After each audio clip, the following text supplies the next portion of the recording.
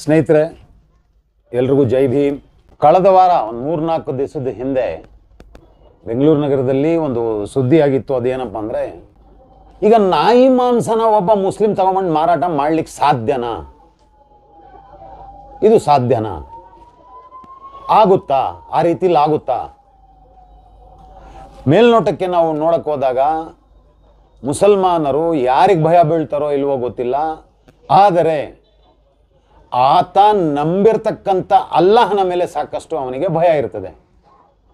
So ಹಾಗಾಗಿ ಅದು ಎಂಥ ಕೆಟ್ಟ ಮುಸ್ಲಿಂ ಇದ್ರೂ ಕೂಡ ಒಂದು ಬಾರ್ ಓಪನ್ ಮಾಡಲ್ಲ, ಅಥವಾ ಸಾಕಷ್ಟು ಜಾಗಗಳಲ್ಲಿ ಬಡ್ಡಿ ವ್ಯಾಪಾರ ಮಾಡ್ಲಿಕ್ಕೆ ಹೋಗಲ್ಲ, ಬಡ್ಡಿ ವ್ಯವಹಾರ ಮಾಡೋಕ್ಕೆ ಹೋಗಲ್ಲ, ಅಥವಾ ಬೇರೆ ಬೇರೆ ಹೀನಾಯವಾದಂತಹ ಕ್ರೈಮ್ಗಳು ಮಾಡಲಿಕ್ಕೆ ಮುಂದಾಗಲ್ಲ. ಕಾರಣ ಎಲ್ಲೋ ಒಂದು ಕಡೆ ಆತನಿಗೆ ಸೃಷ್ಟಿಕರ್ತ ಅಲ್ಲಾಹನ ಮೇಲೆ ಭಯ ಇದೆ ಅಂತಕ್ಕಂಥದ್ದು.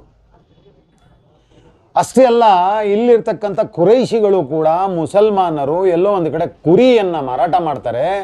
ಅದನ್ನು ಸ್ಲಾಟರ್ ಹೌಸಿಗೆ ತಗೊಂಡೋಗಿ ಅದನ್ನು ಕತ್ತರಿಸಿದ ನಂತರ, ಅಂದರೆ ಜುಬಾ ಮಾಡಿದ್ದ ನಂತರ, ಆ ಜುಬಾ ಮಾಡಿದ್ದ ನಂತರ ಅದನ್ನು ಕುಯ್ದಾದ ಮೇಲೆ ಅದನ್ನು ಮಾರಾಟ ಮಾಡೋ ಒಂದು ಸಂದರ್ಭದಲ್ಲಿ ಏನಾರ ಅಪ್ಪಿತಪ್ಪಿ ಏನಾರ ಪ್ರಾಣಿ ಸತ್ತೋಗಿದ್ರೆ, ಜುಬಾ ಮಾಡೋಕ್ಕಾಗದೇ ಇದ್ರೆ, ಅಂತಹ ಪ್ರಾಣಿನೂ ಕೂಡ ಯಾರಿಗೂ ಗೊತ್ತಿಲ್ಲ, ನಾನು ಮಾರಾಟ ಮಾಡ್ಬೋದು ಅಂಥೇಳಿ ಅವನಿಗೆ ಗೊತ್ತಿದ್ರೂ ಕೂಡ ಆ ಕೆಲಸ ಯಾವೊಬ್ಬ ಮುಸಲ್ಮಾನ ಮಾಡಲ್ಲ.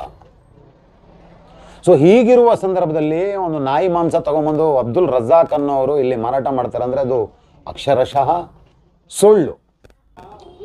ಯಾರೋ ಸಮಾಜದಲ್ಲಿ ಕಿಡಿಗೇಡಿಗಳು ಸಮಾಜದಲ್ಲಿ ಅಶಾಂತಿ ತಂದು ಸಮುದಾಯಗಳ ಧರ್ಮಗಳ ಮಧ್ಯ ಜಗಳ ತಂದಿಡುವಂಥ ಕೆಲಸ ಯಾರು ಮಾಡ್ತಾರೆ, ಅಥವಾ ಧರ್ಮಗಳ ಮಧ್ಯ ಒಂದು ಕೋಮು ಗಲಭೆ ಮಾಡಲಿಕ್ಕೆ ಸಾಕಷ್ಟು ಪ್ರಯತ್ನ ಪಟ್ಟಿರುವಂಥ ವ್ಯಕ್ತಿಗಳು ಇವತ್ತು ನಾಯಿ ಮಾಂಸ ಒಬ್ಬ ಮುಸಲ್ಮಾನ ಮಾರಾಟ ಮಾಡ್ತಾ ಇದ್ದಾನೆ ಅಂತಕ್ಕಂಥದ್ದು ತಗೊಂಬಂದು ಹೊರಗಡೆ ತೋರಿಸಿದಾಗ ಈಗಿನ ಸರ್ಕಾರ ಅಂತಹ ಸಮಾಜಘಾತುಕ ಶಕ್ತಿಗಳಿಗೆ ಯಾವ ರೀತಿ ಮಟ್ಟ ಹಾಕ್ಲಿಕ್ಕೆ ಸಾಧ್ಯವಾಗ್ತದೋ ಆ ರೀತಿಯಲ್ಲಿ ಮಟ್ಟ ಹಾಕಿದ್ರೆ ಮಾತ್ರ ಮುಂದಿನ ದಿನಗಳಲ್ಲಿ ಅನಾಹುತ ಆಗಲಿಕ್ಕೆ ತಪ್ಪಿಸಬಹುದು.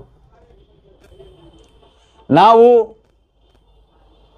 ಅಬ್ದುಲ್ ರಜಾಕ್ ಆಗಲಿ, ಅವರ ಜಾಗದಲ್ಲಿ ಯಾರೋ ಮತ್ತೊಬ್ಬ ಎಜೆ ಖಾನ್ ಆಗಲಿ, ಅವರ ಮೇಲೆ ಸಮಸ್ಯೆಗಳಾದಾಗ ಯಾಕೆ ಮಾತಾಡ್ತೀವಿ ಅಂದರೆ, ಆ ಸಮುದಾಯದ ಪ್ರತಿನಿಧಿಗಳು ಎಲ್ಲೋ ಒಂದು ಕಡೆ ಮಾತಾಡುವಂತಹ ಅವರಿಗೆ ಕೇಪಬಿಲಿಟಿ ಇದ್ದೂ ಸಹ ಅವರು ಮಾತಾಡದೇ ಇರುವಂಥದ್ದು ನಮ್ಮ ದುರಂತ.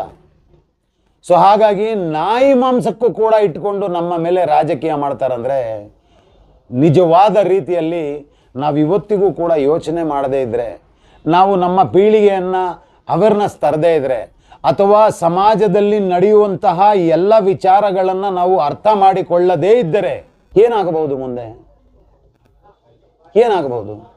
ಇವೆಲ್ಲ ನಾವು ಅಬ್ಸರ್ವ್ ಮಾಡಿದಾಗ ಇಸ್ಲಾಂ ಧರ್ಮದಲ್ಲಿ ಸಾಕಷ್ಟು ಸೈಂಟಿಸ್ಟ್ಗಳಿದ್ದಾರೆ, ಮುಸ್ಲಿಂ ಸಮುದಾಯದಲ್ಲಿ ಥಿಂಕರ್ಸ್ ಇದ್ದಾರೆ.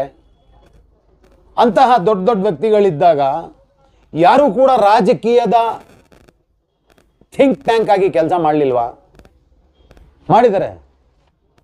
ನಾವು ಇವತ್ತಿನ ಸಮಾಜದಲ್ಲಿ, ಇವತ್ತಿನ ಸೊಸೈಟಿಯಲ್ಲಿ ಒಂದು ಪೊಲಿಟಿಕಲ್ ಥಿಂಕ್ ಟ್ಯಾಂಕ್ ಅಂಥೇಳಿ ಏನು ಶೋಷಿತ ವರ್ಗ ಇದೆಯೋ, ಆ ಶೋಷಿತ ವರ್ಗದವರು, ಬೇರೆ ಬೇರೆ ಸಮುದಾಯದವರು ಥಿಂಕ್ ಟ್ಯಾಂಕ್ ಆಗಿ ಕೆಲಸ ಮಾಡುವ ಸಂದರ್ಭದಲ್ಲಿ ಸ್ಪೆಸಿಫಿಕ್ ಆಗಿ ಮುಸ್ಲಿಂ ಸಮುದಾಯದವರು ಕೂಡ ಸಮಾಜದಲ್ಲಿ step by step, day to day ಯಾವ ರೀತಿ ಪೊಲಿಟಿಕಲ್ ಅಫೇರ್ಸ್ ನಡೀತಾ ಇದೆಯೋ ಅದರ ಬಗ್ಗೆ ಜನರಿಗೆ ಅವೇರ್ನೆಸ್ ಅಥವಾ ಜನರಿಗೆ ಅರಿವು ಮೂಡಿಸುವಂತಹ ಕೆಲಸ ಮುಸ್ಲಿಂ ಸಮಾಜದ ಇಂಟೆಲೆಕ್ಚುವಲ್ಸ್ ಅನ್ನೋರು ಮಾಡುವಂತಹ ಸಿಚುವೇಶನಲ್ಲಿ ನಾವು ಇವತ್ತು ಬದುಕುತ್ತಿದ್ದೇವೆ. ಸೊ ಹಾಗಾಗಿ ಏನು ಈ ನಾಯಿ ರಾಜಕೀಯ ನಡೀತಾ ಇತ್ತು, ನಾಯಿ ಮಾಂಸದ ರಾಜಕೀಯ ಕರ್ನಾಟಕ ರಾಜ್ಯದಲ್ಲಿ ಬೆಂಗಳೂರು ನಗರದಲ್ಲಿ ಮುಖ್ಯದಾಗಿ ನಡೀತಾ ಇತ್ತು. ನಾವಿದನ್ನು ಅಬ್ಸರ್ವ್ ಮಾಡಿದಾಗ ಇಡೀ ಬೆಂಗಳೂರು ನಗರ ಇಲ್ಲಿಂದ ರಾಮನಗರವರೆಗೂ ಬೆಂಗಳೂರು ಸೌತ್ ಅಂತೇಳಿ ಮಾಡಲಿಕ್ಕೆ ಸರ್ಕಾರ ಹೊರಟಿದೆ. ತುಂಬ ಒಳ್ಳೆಯ ವಿಚಾರ. ಆದರೆ ಇಂತಹ ಮಹಾನಗರ, ಇಂತಹ ಬೆಂಗಳೂರು ನಗರಕ್ಕೆ ಇರುವಂಥದ್ದು ಈ 2 ಸ್ಲಾಟರ್ ಹೌಸ್ರು. ಆ 2 ಸ್ಲಾಟರ್ ಹೌಸನ್ನು ಇನ್ನೂ ತುಂಬ ದೊಡ್ಡ ಮಟ್ಟಕ್ಕೆ ಮಾಡಬೇಕು ಅಂತಕ್ಕಂಥದ್ದು ಸರ್ಕಾರ ಗಮನಕ್ಕೆ ತಗೊಂಡು ಏನು ಈ ಗೋ ಹತ್ಯೆ ನಿಷೇಧ ಕಾಯ್ದೆ ಅಂತಕ್ಕಂಥದ್ದು ಸರ್ಕಾರಗಳು ತಗೊಂಬಂತು. ಆ ಗೋ ಹತ್ಯೆ ನಿಷೇಧ ಕಾಯ್ದೆ ಪಕ್ಕಕ್ಕಿಟ್ಟು ಕುರಿ ಮಾಂಸದ ಮೇಲೆ ಎಲ್ಲೋ ಒಂದು ಕಡೆ ಸಬ್ಸಿಡಿ ಕೊಡುವಂಥ ಕೆಲಸನೂ ಕೂಡ ಸರ್ಕಾರ ಮಾಡಿದ್ರೆ ನಾವು ರಾಜಸ್ಥಾನ ಆಗಲಿ ಅಥವಾ ಗುಜರಾತ್ ಆಗಲಿ ಅಲ್ಲಿಂದ ಮಾಂಸ ತೊಗೊಂಬಂದು ಅಥವಾ ಕುರಿಗಳು ತೊಗೊಂಬಂದು ಇಲ್ಲಿ ತಿನ್ನುವಂತಹ ಪರಿಸ್ಥಿತಿಯಲ್ಲಿ ನಾವಿರಲ್ಲ. ನಾವು ಈ ಸಮುದಾಯ ಈ ಏನು ಮುಸ್ಲಿಂ ಸಮುದಾಯದ ವಿಚಾರಗಳನ್ನು ಒಂದು ಸ್ವಲ್ಪ ಯಾಮಾರಿದ್ರೆ ಸಾಕು, ಮಾಧ್ಯಮಗಳಲ್ಲಿ ಬೆಳಗಿಂದ ಸಂಜೆಯವರೆಗೂ ಮುಸ್ಲಿಂ ಸಮಾಜದ ಮುಸ್ಲಿಂ ಸಮುದಾಯದ ವಿಚಾರಗಳನ್ನು ಇಟ್ಕೊಂಡು ಕಿರ್ಚಾಡಿಕೊಂಡು ಡಿಬೇಟಲ್ಲಿ ಚರ್ಚಾ ಕಾರ್ಯಕ್ರಮಗಳು ಮಾಡಿಕೊಂಡು ಅವಮಾನ ಮಾಡೋಂಥ ಕೆಲಸ ಮಾಡ್ತಾ ಇದ್ದಾರೆ. ಉದಾಹರಣೆಗೆ ಆವತ್ತು ನಾಯಿ ಮಾಂಸ ಸಿಕ್ಕಿದೆ ಅಂತೇಳಿ ಬೆಳಗಿಂದ ಸಂಜೆವರೆಗೂ ಮತ್ತೆ ಮಾರನೇ ದಿವಸನೂ ಕೂಡ ಬೆಳಗಿಂದ ಸಂಜೆವರೆಗೂ ಈ ರೀತಿಯಲ್ಲಿ ಚರ್ಚೆ ನಡೆಸಿ ಯಾವಾಗ ಅದು ನಾಯಿ ಮಾಂಸ ಅಲ್ಲ ಕುರಿ ಮಾಂಸ ಅಂತೇಳಿ ಬಂತು ಇಶ್ಯೂನೇ ತಿರುಗಿಸ್ತಾರೆ. ಯಾವ ರೀತಿ, ಯಾಕೆ ಅಲ್ಲಿಂದ ತೊಗೊಂಬಂದರು, ಇರಲಿ ಕುರಿ ಮಾಂಸನೇ ಆದರೆ ಅಲ್ಲಿಂದ ಯಾಕೆ ತಂದರು ಅಂದರೆ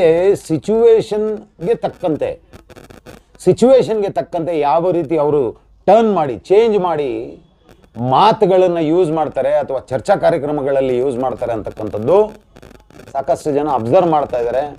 ಸೊ ಹಾಗಾಗಿ ನಮ್ಮಲ್ಲೂ ಕೂಡ ಥಿಂಕ್ ಟ್ಯಾಂಕ್ಸ್ ಅಥವಾ ರಾಜಕೀಯದ ಪ್ರಜ್ಞೆ ಇರುವಂಥವರು ಡೇ ಟು ಡೇ ಅಫೇರ್ಸನ್ನು ಅಬ್ಸರ್ವ್ ಮಾಡಿ ಸಮುದಾಯಕ್ಕೆ ಸಮಾಜಕ್ಕೆ ಅವೇರ್ನೆಸ್ಸನ್ನು ಕೊಡುವಂತಹ ಕೆಲಸ ನಾವು ಮಾಡದೇ ಇದ್ದರೆ ನಿಜವಾಗ್ಲೂ ನಮ್ಮ ಫೋರ್ತ್ ಕಮಿಂಗ್ ಜನ್ರೇಷನ್ಗೆ ನಾವು ಪೊಲಿಟಿಕಲ್ ಥಾಟ್ಸ್ ಅನ್ನೋದನ್ನು ಡೆವಲಪ್ ಮಾಡಲಿಕ್ಕೆ ತುಂಬ ಕಷ್ಟವಾಗುತ್ತೆ ಅಂತೇಳಿ ನಾನು ನನ್ನ ಮಾತನ್ನು ಮುಗಿಸ್ತೀನಿ. ಜೈ ಭೀಮ್. ಅಸ್ಸಲಾಮು ಅಲೈಕುಂ ವರಹಮತುಲ್ಲಾಹಿ ವಬರಕಾತುಹು.